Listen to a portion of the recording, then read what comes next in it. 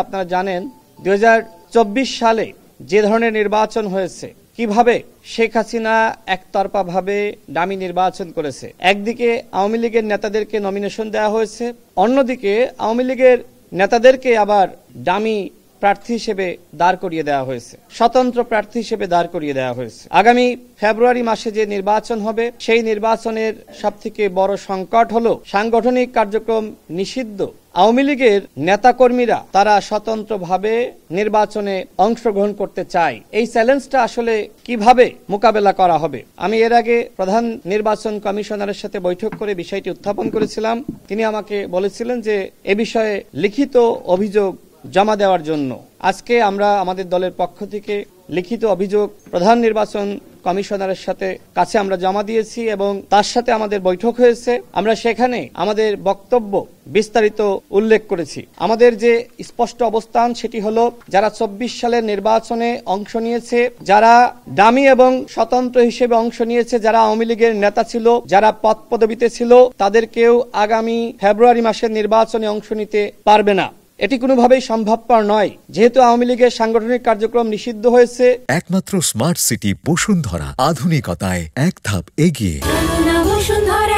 নিষিদ্ধ আওয়ামী লীগের কোনো নেতা যদি স্বতন্ত্রভাবে নির্বাচন করার সুযোগ পায়, সেক্ষেত্রে লুকিয়ে থাকা, পালিয়ে থাকা আওয়ামী দুর্বৃত্তরা ওই স্বতন্ত্র প্রার্থীর পিছনে তারা কাজ করবে এবং নির্বাচনকে বানচাল করার চক্রান্ত করবে। আমরা কোনোভাবেই চাই না আগামী ফেব্রুয়ারি মাসের নির্বাচন বিতর্কিত হোক, বানচাল হোক এবং আওয়ামী লীগের ষড়যন্ত্রকারীরা নির্বাচন বানচাল করার মাধ্যমে আরেকটি 1-11 তৈরি করার প্রেক্ষাপট সৃষ্টির সুযোগ পাক। যে কারণে আমাদের স্পষ্ট কথা, যারা আওয়ামী লীগের নেতা ছিল, যারা আওয়ামী লীগের পদে ছিল, যারা 24 সালের নির্বাচনে ডামি মামি স্বতন্ত্রভাবে অংশ নিয়ে গণতন্ত্রকে হত্যা করেছে, তারা কোনোভাবেই আগামী নির্বাচনে অংশগ্রহণ করার সুযোগ পাবে না। একই সাথে নির্বাচন কমিশন আগামীকাল থেকে যে সংলাপের আয়োজন করেছে, সেই সংলাপে যাতে কোনোভাবেই ফ্যাসিবাদের দোসর, জাতীয় পার্টির 14 দল সহ যারা 24-এর ডামি নির্বাচনে অংশ নিয়েছে তাদেরকে নির্বাচন কমিশন কর্তৃক